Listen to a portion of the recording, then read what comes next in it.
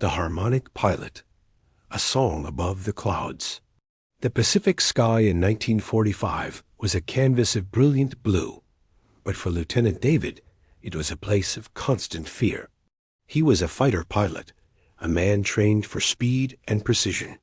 But tucked into the pocket of his flight suit, right against his heart, was a small silver harmonica. Before the war, David had been a blues musician in New Orleans, and the rhythm of the music was the only thing that kept his soul grounded when he was thousands of feet in the air.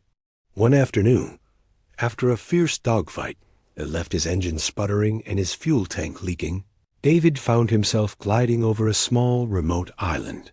He knew he couldn't make it back to his carrier. He managed to crash land on a narrow strip of sand, the plane's wings folding like broken fans. He crawled out, bruised and bleeding, only to realize he wasn't alone. An enemy pilot, who had also been downed in the fight, was standing 50 yards away on the beach, his hand resting on his pistol. The two men stood on the sand, the waves lapping at their boots.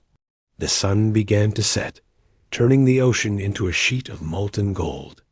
They were the only two souls on the island, enemies by decree, but brothers in misfortune. David sat down on a piece of driftwood, exhausted. He didn't reach for a weapon. Instead, he pulled out his silver harmonica and began to play a slow, soulful melody that echoed the loneliness of the vast ocean. The enemy pilot stopped. He didn't draw his gun. Instead, he sat down on the sand and listened. After a few minutes, the stranger reached into his own pocket and pulled out a small bamboo flute he had carved himself. As the stars began to poke through the darkening sky, the two men played together. The harmonica and the flute wove a song of home, of loss, and of a peace that the world above them had forgotten. They spent the night in a small cave, sharing a single bar of chocolate and the warmth of a small fire. They didn't speak a word of each other's language, but through the music, they understood everything. At dawn, a rescue seaplane appeared on the horizon. The two pilots looked at each other one last time. They stood up, nodded in a silent salute of profound respect, and retreated into the jungle in opposite directions to be found by their own people. David survived the war and returned to the jazz clubs of New Orleans.